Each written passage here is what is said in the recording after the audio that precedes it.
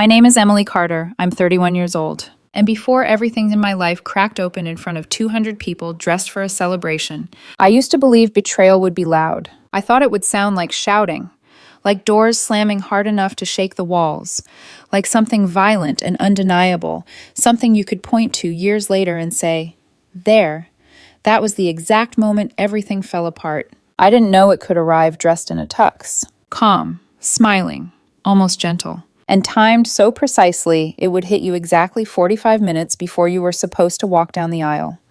I had been with Daniel Brooks for 4 years. We met the way people always say relationships are supposed to start, through mutual friends, at a backyard barbecue where someone burned the burgers and nobody cared because the beer was cold and the music was loud. He was easy to like, funny in a quiet way, the kind of man who didn't try to dominate a room but somehow still held it. He had this steady energy that made you feel safe. Or maybe that was just what I wanted to believe. We moved in together after a year, got engaged after 2.5. And for a long time, everything felt solid. Not perfect. We argued about stupid things. Dishes left in the sink. His habit of being late to literally everything. My tendencies to overplan. Normal relationship friction. But underneath all of that, I thought we were building something real. The wedding planning should have been my first warning. Daniel wanted a big wedding. Not just big, spectacle big. And his mother? She treated it like a personal production. Every decision had to be upgraded. The standard floral package? Not good enough. We needed what she called the premium botanical experience, which, as far as I could tell, meant twice the price and flowers that looked like they belonged in a magazine spread instead of a real human event. The DJ? Apparently insufficient. We needed a live band and a DJ, because why not set money on fire while we're at it? I was paying for about 70% of everything. Not because we agreed on that up front, but because every time it came down to actually writing checks, Daniel's parents suddenly became vague. Promises turned into delays. Delays turned into silence, until eventually his father contributed $5,000 and acted like he had donated an organ. I should have seen it then. The imbalance. The quiet expectation that I would carry the weight. About 3 months before the wedding, Daniel started saying things that didn't quite sit right. Marriage is just a piece of paper anyway. I don't think the government should be involved in love. At the time, I laughed it off. People get weird when they're stressed. Philosophical. Detached. I told myself it didn't mean anything. 2 weeks before the wedding, he brought up a prenup. Not a real one. Not something drafted by a lawyer to protect both of us. No. This was something his friend, an insurance salesman, had apparently written up. And it said that if we ever divorced, he would get my house. The house I bought 2 years before I even met him. The house I put $60,000 down on. I remember staring at the paper, waiting for the punchline. It never came. I laughed. Not because it was funny, but because it was so absurd I didn't know what else to do. Absolutely not, I told him. And just like that, he dropped it. Or at least I thought he did. The morning of the wedding was perfect. Clear skies, warm sunlight, the kind of day that feels like the universe is quietly giving you its approval. 200 guests. My family had flown in from 3 different states. My grandmother, 84 years old, who never travels, made the trip just to be there. The venue looked beautiful. I'll give him that. Everything we spent money on, it showed. 45 minutes before the ceremony, I was in the bridal suite with my bridesmaids when the wedding coordinator knocked on the door. She had that look. The one people get when they're about to say something that changes everything. Daniel needs to speak with you, she said, privately. He was already dressed when I walked into the groom's suite. Tux perfectly fitted, hair done, calm, too calm. And for a second, I thought maybe he was nervous. Maybe this was just pre-wedding anxiety. Cold feet, something normal, something fixable. Then he said, I've been thinking, and I don't want to sign the marriage license today. Everything in my body went still. I want the wedding, he continued quickly. The ceremony, the party, all of it. I just don't feel comfortable with the legal part right now. We can do that later. In a few months, maybe. I blinked. Once. Twice. Trying to process what he was saying. You want a fake wedding? I asked. It's not fake, he said immediately. It's a commitment ceremony. People do this all the time. People who plan it that way from the beginning, Daniel. My voice was shaking now. You're telling me this 45 minutes before 200 people expect to watch us get legally married. He started talking faster, minimizing, explaining, spinning it into something small. It's not a big deal. Nobody will even know. The officiant can just skip that part. We'll still say vows. We'll still have the reception. Nothing really changes. I stared at him, and that's when it hit me. Everything changes. You're asking me, I said slowly, to stand in front of my grandmother, my parents, everyone I love, and lie to them. It's not lying. That's fraud. The word landed between us like glass shattering. His expression hardened. You're being dramatic, and you're asking me to perform a wedding that isn't real. This is about us, Emily, not paperwork. Then why, I asked, my voice breaking now, did you let me spend $38,000 on a wedding that isn't a wedding? He didn't answer. He couldn't. Instead, his eyes filled with tears. And just like that, he flipped the script. You're ruining the best day of my life. Something inside me went cold. No, I said quietly. You ruined it 45 minutes ago. I walked out, back down the hallway, back into a world that still thought this was a love story. My maid of honor looked at my face and immediately stood up. What happened? I didn't answer her. I just kept walking, past the mirrors, past the flowers, past everything I had spent months building, until I reached the ceremony space. 200 people, sitting in white chairs, waiting, smiling, expecting a beginning. I stepped forward. No music, no announcement, just me. And the truth, I don't remember deciding to walk up there. I just remember being there, standing at the front in a white dress that suddenly felt like a costume, staring out at 200 faces that loved me enough to show up. People were smiling. My grandmother was dabbing her eyes already. My mother looked like she might burst from happiness. And for one suspended second, I thought about lying, smiling, saying the vows, letting the day play out the way it was supposed to. Smiling, saying the vows, letting the day play out the way it was supposed to. Fix it later. Deal with it privately. Exactly the way Daniel had suggested. Exactly the way he expected me to. And then I heard his voice in my head again. Nobody will even know. That was the moment everything snapped into focus. No, I would know. I reached for the microphone. It squealed softly as I turned it on, the sound cutting through the gentle murmur of conversation. The crowd quieted almost instantly. Hi, I said. My voice didn't sound like mine. It sounded steadier, stronger. I just want to say thank you, all of you, for being here, for showing up for us. It means more than I can explain. There were soft smiles, a few nods. People leaned in, waiting. And because you all matter to me, I continued, I'm not going to lie to you. A ripple of confusion moved through the crowd. About 45 minutes ago, Daniel told me he doesn't want to sign the marriage license today. Silence. The kind of silence that doesn't just fill a space, it presses on it. Heavy. Disbelieving. He wants the ceremony, I said. The vows, the reception, everything you're here for. I swallowed. But not the legal commitment. I could feel it spreading now. Shock. Whispers. A few people shifting in their seats. I'm not going to stand here and perform a fake wedding, I said. And I'm not going to lie to any of you. My hands were shaking now, but my voice didn't break. So, the wedding is off.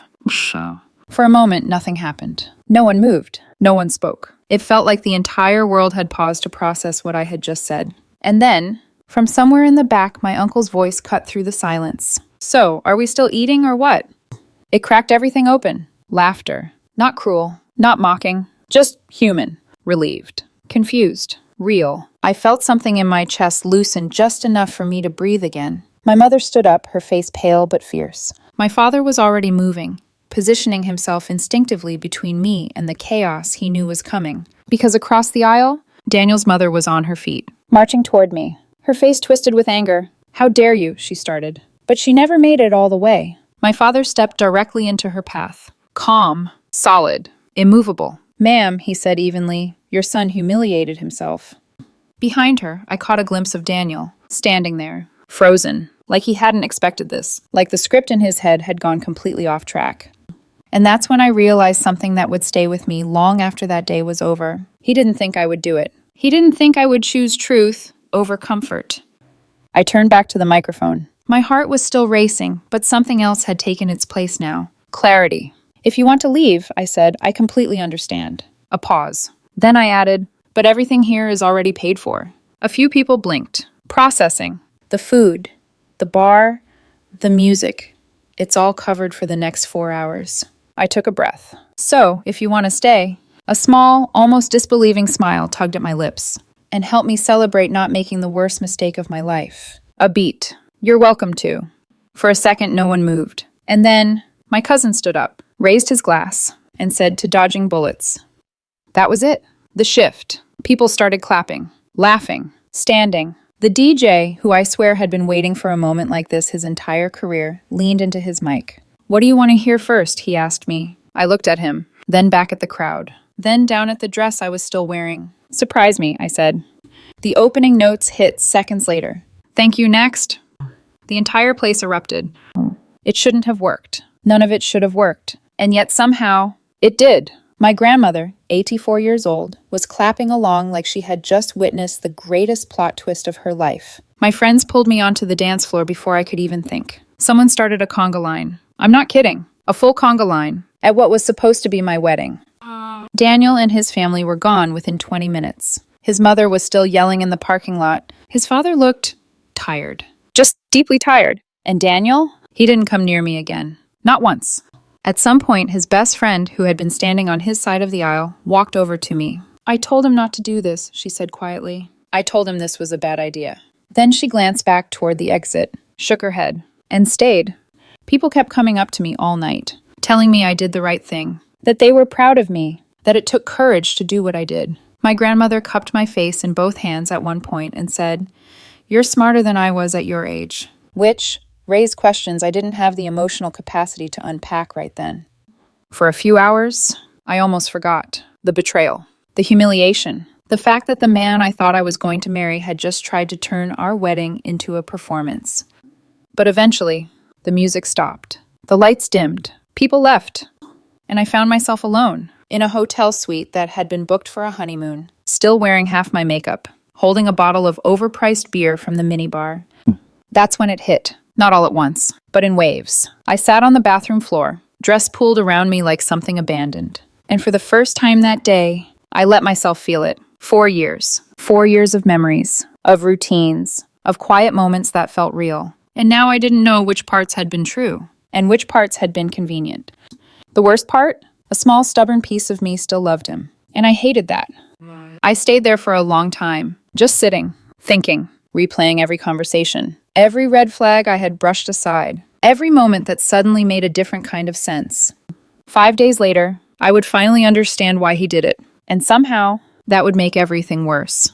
5 days after the wedding, that never became a wedding, I was back in my kitchen in sweatpants, staring at a coffee maker like it had personally betrayed me when my maid of honor called. Actually, no, she didn't call first. She texted, "Are you sitting down?" And when someone sends you that after your life has already exploded in public, there are only two possibilities. Either the building is on fire, or somehow, impossibly, things have gotten worse. I called her immediately. She picked up on the first ring. "Emily," she said, and there was something in her voice I hadn't heard before.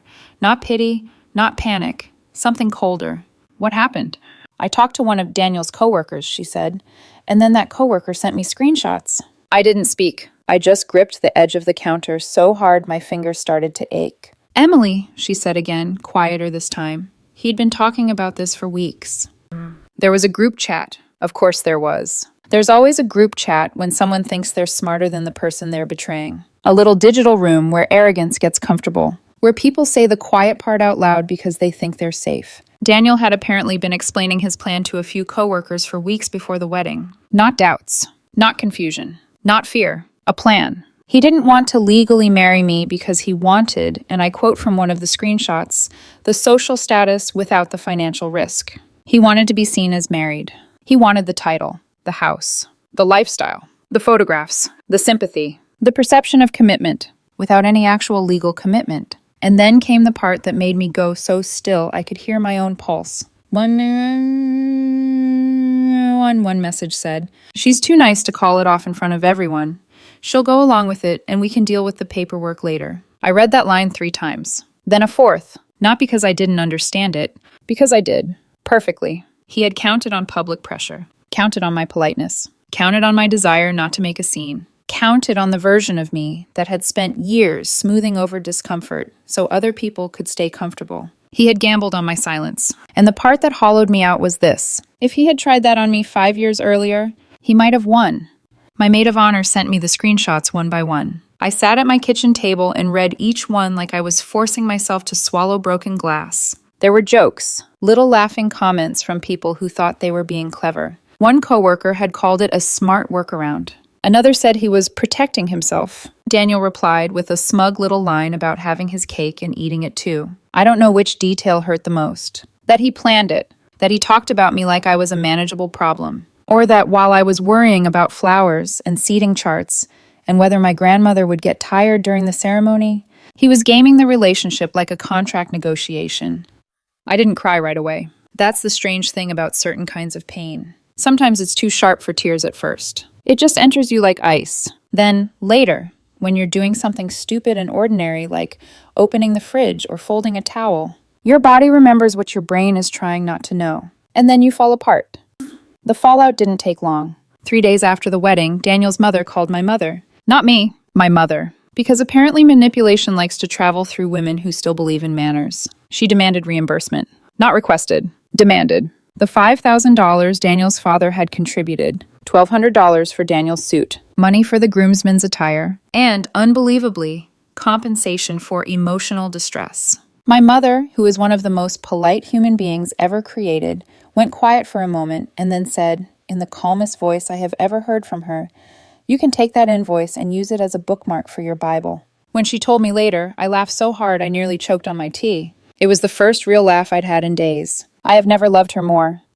Daniel, meanwhile, started texting me. Not to apologize. Not to explain. Not even to pretend he was sorry. He was angry. Indignant. He said I had publicly humiliated him. He said I had overreacted. He said the wedding had been for both of us, and that I owed him half the cost because I had ruined the event.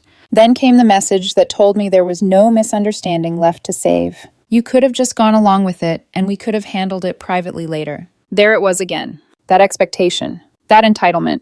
That unshakable belief that my dignity was negotiable as long as the optics stayed intact. I didn't answer. By then, one of my closest friends, Lauren, who happens to be a lawyer and also the kind of woman who sounds calmest when she's planning to destroy someone legally, had already told me not to respond to anything. Save everything, she said. So I have a folder now, I asked. You have several folders now, she replied. And then the social media campaign started. Daniel didn't name me directly. He didn't have to. He posted vague, mournful things about being abandoned on his wedding day by someone he gave everything to. He wrote about betrayal, about fear of commitment, about how some people can't handle a strong man who knows what he wants. That last one would have been funny if I hadn't been so tired. People who hadn't been there ate it up. His college friends posted long, dramatic comments. A cousin I'd met twice called me selfish. Someone from his old fraternity said I had emasculated him. One of his friends wrote that I had probably been looking for a reason to run.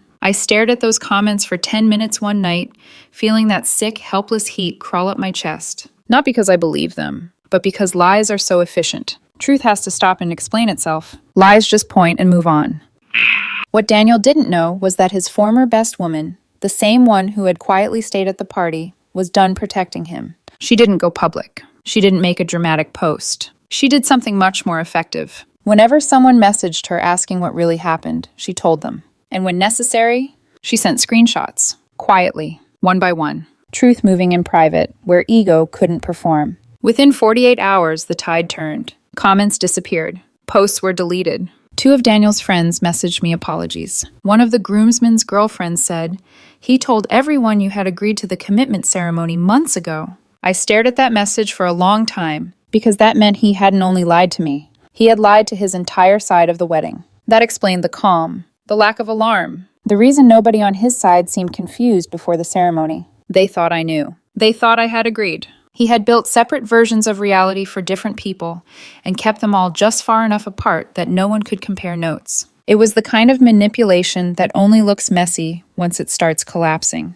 Until then, it feels organized, intentional, terrifyingly practiced.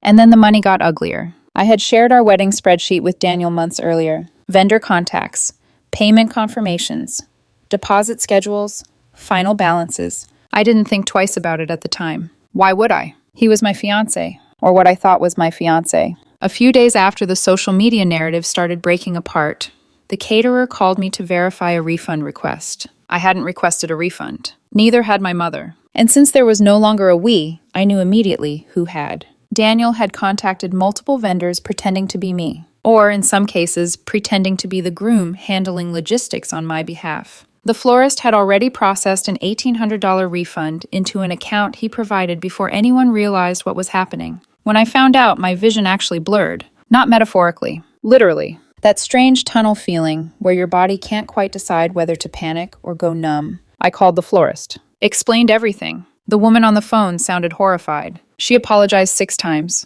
Said they were working with the bank to reverse it. Said it could take weeks. Lauren got very quiet when I told her, which I had learned was never a good sign. That's fraud, she said. The word landed harder this time than it had on the wedding day. Because back then, it had been moral. Now it was legal. Real. Documented. Patterned. You can press charges, she said, but it may cost more than the amount itself if this turns into a prolonged fight. For now, I'm sending a cease and desist. I don't know why, but hearing that phrase made me feel steadier. Maybe because it meant I wasn't crazy. Maybe because it meant someone else was looking at the wreckage and naming it correctly. Not a misunderstanding. Not wedding stress. Not a communication issue. Fraud. Manipulation. Calculated behavior. Daniel's response to the cease and desist was exactly as childish as you would expect. He didn't answer Lauren directly. He had his father call her office and yell. Apparently, he said Daniel deserved that money for what I had put him through. Lauren, without raising her voice, informed him that his son had attempted fraud and that returning the money would be the smartest decision he could make before the matter escalated. His father hung up. I wish I could say that gave me closure. It didn't. It just gave me a clearer view of how deep the delusion ran. I went back to work that Monday. Not because I was fine, because sitting alone in the house was starting to feel like drowning in slow motion. My boss took one look at me and asked if I wanted more time off. I told her no. Work at least made sense. Problems had edges there. Deadlines. Meetings. Tasks that ended when you completed them. Heartbreak doesn't work like that. It leaks into everything. You answer emails while remembering the way someone used to laugh in the passenger seat. You sit in budget meetings while wondering whether the person you loved ever existed the way you remember them. You smile at coworkers and then go cry in your car because a song came on that used to mean something else. Daniel still had things at my house. Clothes, books, an expensive coffee machine he insisted made better espresso than mine, about 30 decorative pillows I never wanted and still don't understand the purpose of. He texted to say he wanted to come get his things, then added that he wanted to talk. I replied once. Only once. Saturday, 10 to 2. His things would be packed. Lauren would be present. There would be no conversation. His response came 3 minutes later. You're being cold. Maybe, but cold is what happens after the fire burns through. Saturday morning felt like preparing for something clinical. Not emotional, not dramatic, just controlled. Lauren arrived at 9:30 a.m. with coffee and that same calm, dangerous energy she carried into every situation where someone had underestimated me. We didn't talk much. We didn't need to. Everything that needed to be said had already been said in screenshots, in silence, in the space where trust used to live. All of Daniel's things were packed. Boxes labeled. Fragile items wrapped carefully, because despite everything, I wasn't interested in becoming the kind of person who breaks things just to feel better. I wanted this clean. Final. Done. He was supposed to arrive at 10. He showed up at 11:45. Of course he did. Some things apparently never change. But he didn't come alone. He brought his mother, his younger sister, and a man I had never seen before. Mid-40s, tucked in polo, khakis, the kind of posture that tried to look authoritative but felt rehearsed. I knew who he was before anyone said it. The insurance guy. The one who drafted that ridiculous prenup. The one who had apparently helped Daniel design this entire strategy. Lauren leaned slightly toward me. You've got to be kidding me, she murmured. I exhaled slowly, then stepped forward. Everything's in the garage, I said. Take what's yours and go. Daniel's mother didn't even glance at the boxes. She walked straight toward me, already mid-sentence. You should be ashamed of yourself, she said. He loved you, and you humiliated him in front of everyone. Ma'am, I cut in, keeping my voice even. Your son tried to trick me into a fake wedding. The boxes are right there. That's when the insurance guy stepped forward, like he had been waiting for his cue. I think it would be beneficial, he said, for both of you to sit down and discuss shared assets. Given the time you live together, there may be entitlements. I turned to look at him fully. I'm sorry, I said. Who are you? I'm Daniel's financial advisor. Lauren made a soft sound beside me that might have been a laugh.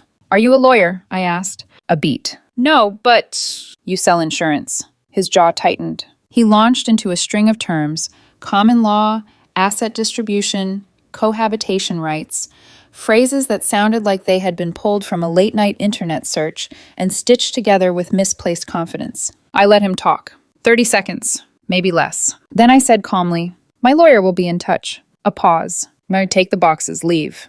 And for a moment, everything went quiet, because Daniel hadn't said a word yet, which was strange. Daniel always had something to say, always a way to reframe, to soften, to redirect. But now he just stood there, looking at me like he was trying to find the version of me he thought he could control.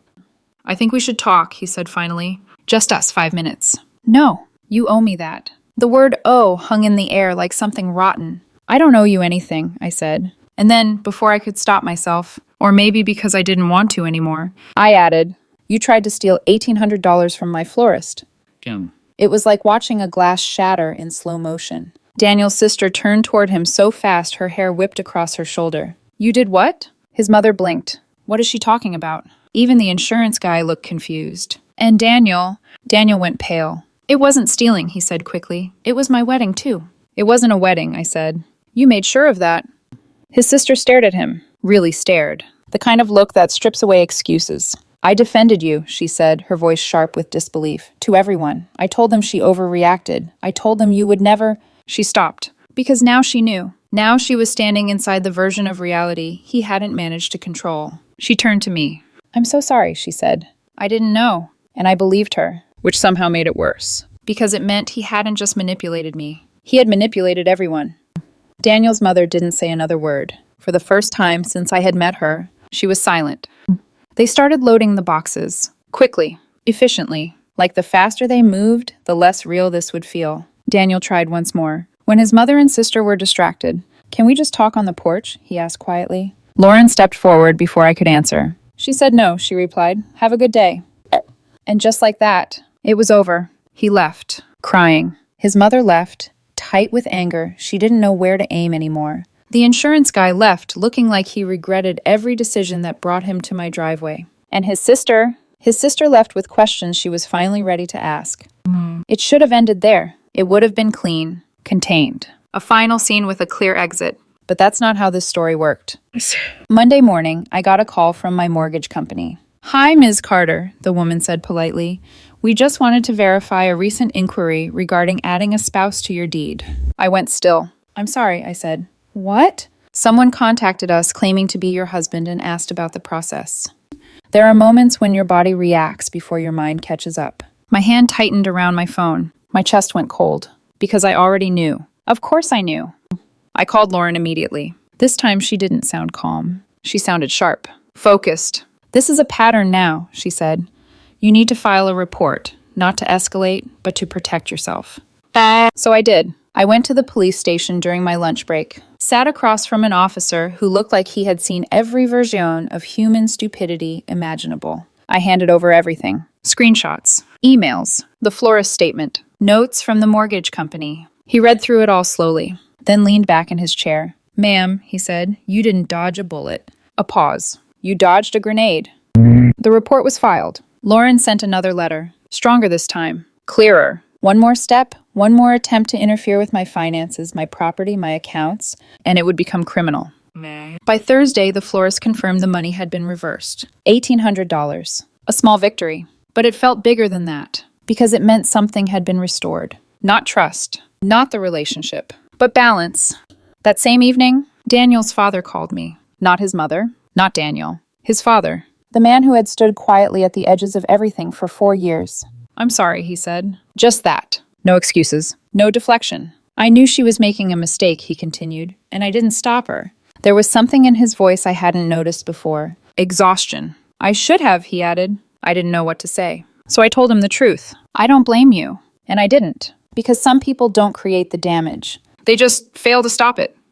The noise online faded. Posts disappeared. People moved on. Because they always do. Drama has a short lifespan when truth catches up. The money, though, that part stayed. $38,000. Gone. It would take me a year and a half to rebuild that. Maybe longer. And yes, it hurt. But you know what costs more than $38,000? A divorce from someone who was already planning how to take your house before you even said I do. I changed my locks, updated every password, froze my credit, set alerts on every account I had. Lauren kept watching everything like a hawk. And slowly, piece by piece, my life started to feel like mine again. A week later, I found one of his old sticky notes behind my nightstand. Bright yellow, slightly curled at the edges. It said, "You're my favorite human." I sat on the floor for a long time, just staring at it, because that was the version of him I had loved. The one who left notes. The one who made me laugh. The one who felt real. And that's the hardest part of all of this. Not losing him, but realizing that version of him might not have ever actually existed. I threw the note away, got up, made dinner. I'm not okay all the time. Some days I am. Some days I'm not. I have my first therapy appointment next week. I'm nervous, but I'm going. Because here's the truth I'm holding on to now. I stood in front of 200 people with everything to lose, and I chose not to lie. I chose myself. And that